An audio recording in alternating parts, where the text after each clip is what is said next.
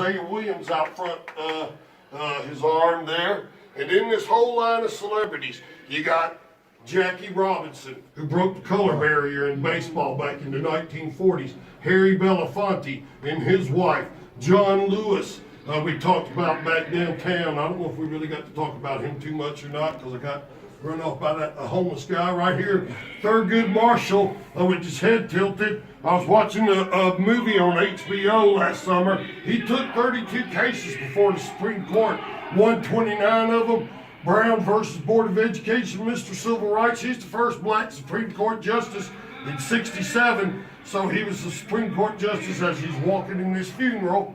Andrew Young, two-time mayor of Atlanta, ambassador to the United Nations under Jimmy Carter. Ralph David Abernathy, his best friend, his college roommate, took over the SCLC after he died and led the Poor People's Campaign. That's his little brother, the A.D. King, drowned in the swimming pool back in the early 70s. And that's Hank Aaron, the home run king, and his wife. I was there in '74, old Fulton County Stadium. He hit that home run to beat Babe Ruth's home run record. And those two kids from South Carolina ran out to pat him on the back. And they still got a section of the fence out there in the middle of the parking lot where they cleared the fence, that historic home run. Right here, the first black tennis Grand Slam champion, Arthur Ashe. They got all those Confederate monuments up in Richmond, and they got a monument to Arthur Ashe on Monument Road too.